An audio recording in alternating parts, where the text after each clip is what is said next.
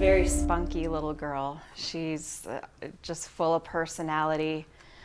She used to go up and down the street just around our house and just always be making new friends.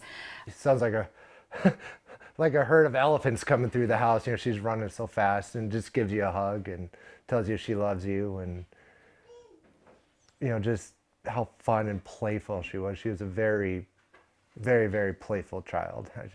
I just miss it so much. The story of Serenity Dennard is unlike any we've seen here in the Black Hills. It started right here at the Black Hills Children's Home near Rockerville. It was here on Super Bowl Sunday a year ago that Serenity ran. And despite a massive investigation and perhaps the largest search in the history of the state of South Dakota, there's still no sign of where she is or where she's gone. Reports are that Serenity was playing in the gym when another child ran out. And with that distraction to staff, little 9-year-old Serenity Dennard ran for the door. Yeah, we had 2 witnesses that day, and they seen her slip and fall on the cattle guard. Then she crossed this cattle guard, and this was South Rockerville Road behind us. She would have turned here and went north on South Rockerville Road, and in this, probably 30, 40-yard stretch is where she was last seen walking north. So how long of a period of time is that from when she was seen till when she disappears? Within minutes, the witnesses notified staff there was somebody running on the road, a child, and within 3 to 4 or 5 minutes, they drove out on the road and started looking themselves, the witnesses did. And that was the last time that Serenity was seen. The children's home was criticized for waiting an hour and 41 minutes to report Serenity's disappearance.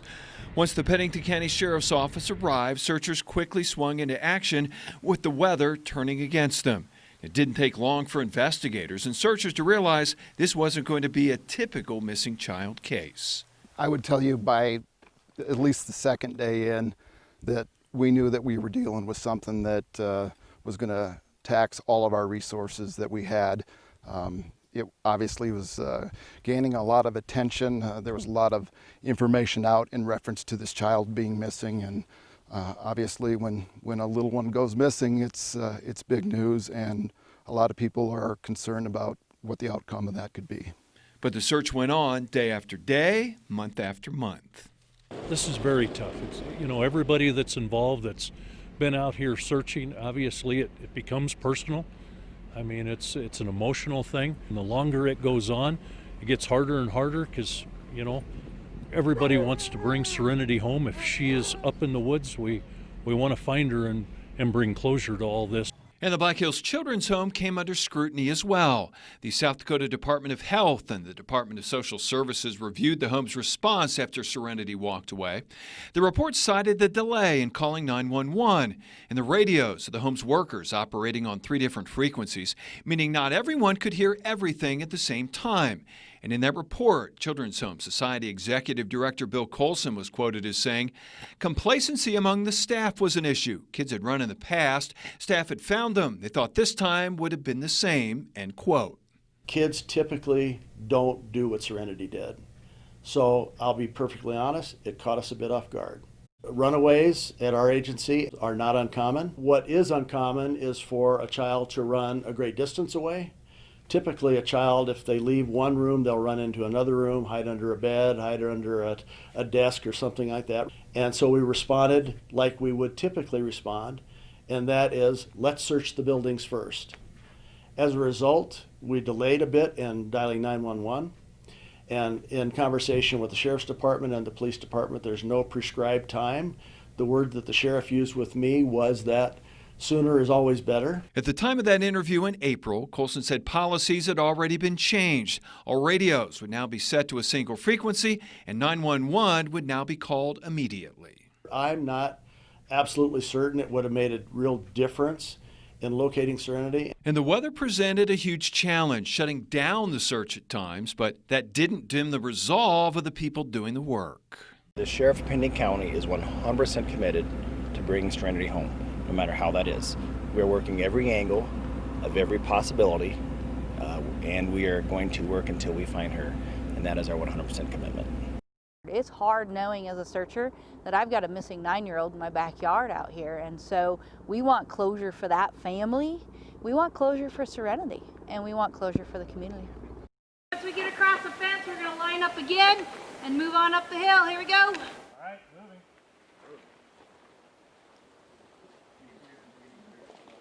Gail, you're very familiar with this area, being here near Rockerville. What are the challenges of a search in this terrain, in this area out here? There's a lot of challenges with this terrain and this area, not only for us as searchers, but also for the dogs. So if you look at the general area, we have a lot of gray rocks, gray trees, a lot of gray ground. And if you look at the colors that she was wearing at the time Serenity disappeared, a lot of that blends in with the background that we have. For the dogs, the wind conditions in this type of a terrain will whirl around, they'll swirl around, and they're not consistently out of the same direction. So that hampers the dogs. And if they get some sort of interest, they like to stay with that wind. And if the wind's moving around, that just makes it a little more challenging for the dogs as well. Disheartening, I think, is the word the sheriff used. Frustration, and it's just hard ultimately. You know, everybody wants to bring Serenity home. We want to find it. We want to bring kind of some closure to not only her family, but also the community. The community is very involved in this. Those individuals are rock stars. The amount of time, you know, they're donating their personal time. You know, there are people going up there with dogs all the time. You know, people donating to the cause. It's, you know, we live in an awesome community. You know, that people genuinely care. But she's still missing. But you know, I can't. You know, it's not their fault. They haven't found her. You know, they're trying. I honestly believe that they're putting in every ounce of effort that they can. And the search continued, whether it was search dogs or community members, including this group of Ellsworth Air Force Base airmen who turned out in June. We're going to get told from where we're going to start and just keep going until they call us back for lunch. I was like, might as well just, you know, utilize my time wisely and help for a good cause. So she's been missing for a while, so why not get her found? We're all part of a big community of the Black Hills, and we're very proud to have been selected to come here and hopefully bring the family closure. And, you know, definitely glad that they want us here. As of the beginning of the week, searchers have walked about 5,300 miles in the area around the children's home, about 4,200 of that by people and about 1,100 by dogs. That includes a total of about 1,600 individual trips, some people just a weekend or two, and others coming back again and again. This is her last known spot here right by the home, and all this blue is every walk that we've had. And we can click on any one of these blue marks, and I can tell you who it was and how far they walked that day. So every time the sheriff or Gail or Corey or I've been out here, we can find all of our walking. So you can see we're walking the grid pattern. We're doing a traditional search pattern. But again, this looks easy because it's flat. But some of these gaps you see in here are, you know, they're mountains that we can't scale. And we know she's not up there. But this is all the canine activity that we've had. We've a lot in the home area those first days, but a lot of gridding back and forth as well. And then when you put it all together, you have this, and this is pretty accurate. And this is what the folks carry. We gave every one of them one of these. They turn on before they start walking and turn off when they're done. And then we can and so this collectively is over 5,000 miles of up and down, in and out, around, through. Search dogs found the scent of human remains, although they can't tell who, but nothing has ever been found. That leaves many wondering, could she still be out there? Now, one thing, Kevin, Sheriff Tone was saying that I had not thought about the possibility you guys may have walked over her or by her 2 or 3 times and not spotted her. How, I guess, for people that aren't here, how doing that, how could that happen? You know, we've talked about that a lot, how we stepped over her somewhere, you know, and it can happen because obviously she's very small. We believe if she's out here, she is probably very compact and balled up, probably underneath some sort of a rock ledge or a tree or a root ball or something where she's trying to probably get warm. And so obviously her physical structure is tiny. How wide is the investigation into Serenity's disappearance gone? And just where does that investigation sit today? Those answers when the search for Serenity continues.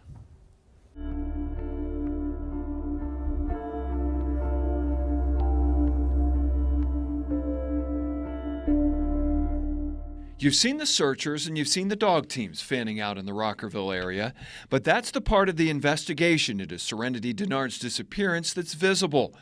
What about the part that you don't see? What's been going on behind the scenes with investigators? We have conducted over 465 interviews or contacts in reference to this case.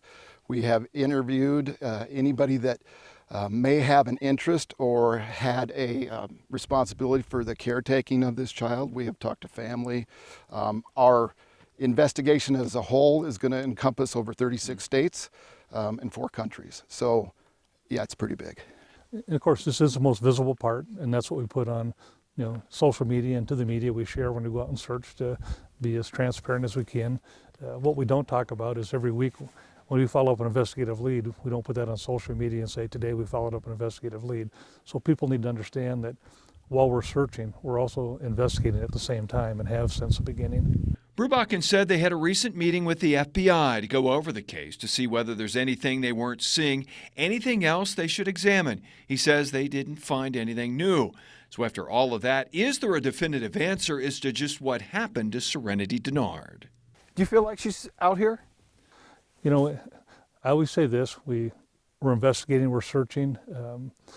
Based on our cadaver scent that we've had, we feel there's something out here, whether that's Serenity or somebody else. I can't tell you that. I lean towards her being in the woods as opposed to being abducted, but I can't unequivocally say one way or the other because we haven't found her. I mean, do you believe she's out here? I'm going to agree with what the sheriff says. We have not logged 5,000 miles of walking just to put on a show so people think we're working hard. We've done an investigation, which is very thorough, and we've done searching, which is very thorough, so we can cover both bases. So until we decide we're no longer looking, I will continue to look, and we're going to bring her home eventually. How hopeful are you that she's alive and she's out there somewhere? You always hope that that's the case. I have to look at things factually, and I have to look at where the facts of this case are directing us. So I can't tell you that, she's not alive. I would tell you that my hope is that she is alive, okay? But I'm also looking at the possibility that she's not. What do you think, looking back, what do you think happened that day? What do you think, I mean, you had to have thought a lot about that. What do you think happened that day?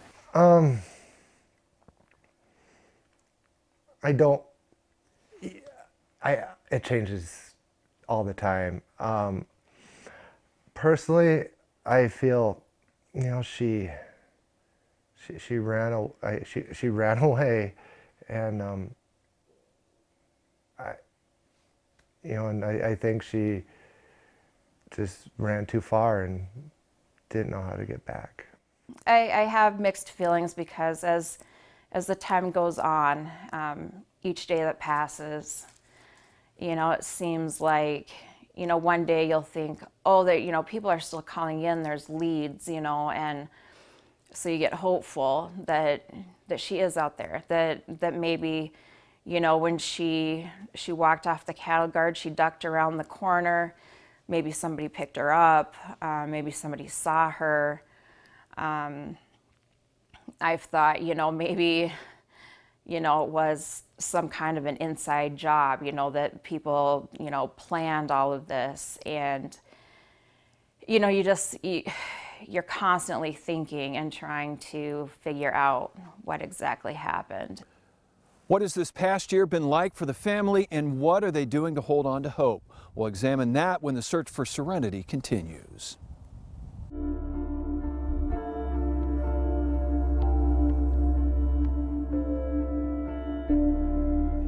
After being moved from foster home to foster home, Serenity was finally adopted by Chad and Darcy when Serenity was 4. Darcy and Chad divorced and both remarried. Serenity was living with Chad and Cassandra when she was put into the Black Hills Children's Home. Serenity faced a lot of attachment issues. It's called a reactive attachment disorder.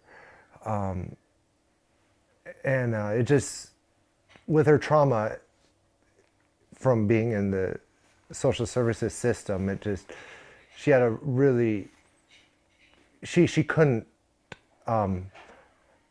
really attached to a person. You know, she didn't understand feelings like a healthy kid would. It would seem like some days she had a very close bond with you, and then the next day, you know, it was, I don't like you, you're not my parents, and, you know, so she could switch pretty easily back and forth.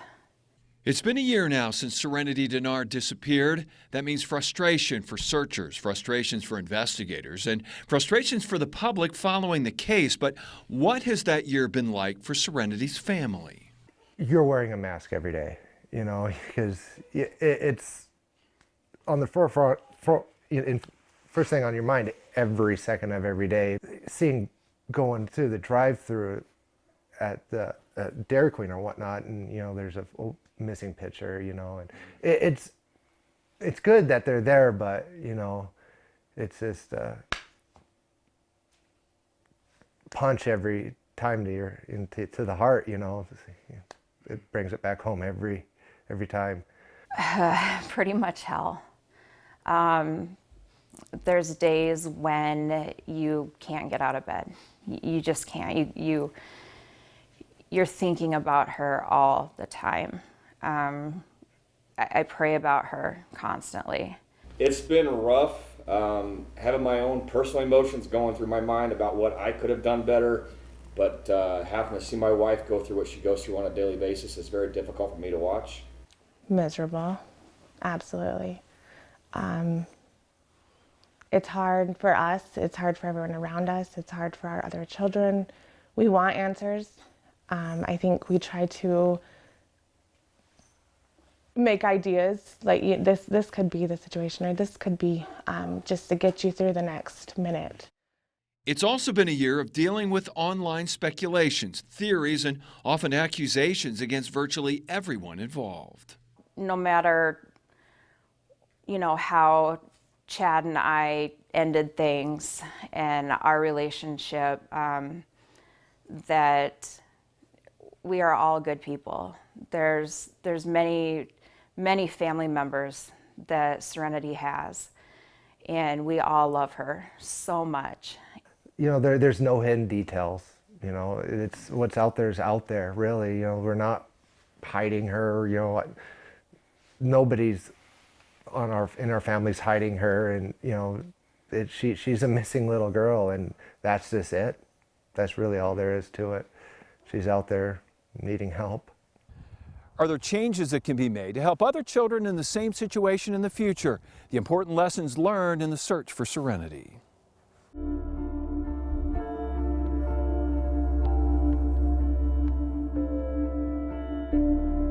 So what can be done to make sure nothing like this happens again? In December, Governor Kristi Noem announced that she'll pursue legislation that would improve the oversight of private treatment facilities for children and youth. The Department of Social Services came up with a report to identify possible reforms. That report came up with recommendations, including increasing the number of licensing on-site visits, enhancing the reporting system for serious injury and death, revising the reporting protocol to Child Protective Services to licensees, adding additional contracted investigators, and transparency through the creation of a central repository for DSS reports that would be open to public inspection. And then there's the push to create the Serenity Alert that's designed to make public notification of a missing child who doesn't qualify for an Amber Alert quick and easy. So Serenity did not qualify for that. That's the reason why the Endangered Child Alert went up. So Kayla Saka out of Nebraska and myself started pushing this alert called the Serenity Alert, because of course everybody knows the Amber Alert was named after a little girl named Amber. This one we're going to name after Serenity. Well, you've got the Amber Alert way up here, and you've got the Endangered Child Alert way down here. What we're trying to do is filter it and put a Serenity Alert right between the two in the middle. So if we could get a 6th, an 8th, a 10th, a 12th of those kids that go missing come back to their families, that's a pretty big number. So it's very important that we understand that there are so many children on an annual basis that are missing, whether they're gone 10 minutes, 24 hours, never come home. And if that alert can be put in place to bring these children back, because had she qualified for a system like that, we wouldn't be having this conversation today, because people would have been on top of her way sooner than what they were, because there was no text that went out, there was no calls or no emails, nothing like that, because she didn't qualify. We put up Serenity Alert signs, and I want to make a difference in this state, because what happens with the alert is we get it initiated in South Dakota, and we just hope that people around the surrounding areas follow suit. You know, Wyoming, Nebraska, Montana, North Dakota, and before you know it, it's all over the United States, because people are seeing how South Dakota did it. So do you think it would have made a difference had you had something in that gap when she disappeared? Oh, absolutely. I think people would have been notified much quicker. First responders would have been on the scene much faster. And I don't think we'd be having this conversation talking about this story today, because instead of hours, it would have been seconds. So the amount of time for a 9-year-old to escape doesn't take a whole lot of time, as we all know, people that have kids around Serenity's age. A 9-year-old gets a long ways in a very short period of time. They're gathering petitions online to garner support for that Serenity Alert. The family was handing out pamphlets promoting the alert at a recent benefit. I think it should be instilled. It's just like the Amber Alert, and I think we should definitely get that passed in the office. It should be something going. I think it's big, and I think it'd help a lot of kids, a lot. And after all of this, a year of searching and investigating with no answers, does Serenity's family still hold out hope that this story will have a happy ending? How could you not find her if she were up there? It's unreal to me that all the area, everything they've searched, they haven't found her. So then, you know, you kind of still have the hope then that she is out there. I know she's with me. I can feel her with me. Yeah, I'd like to believe that she is still out there.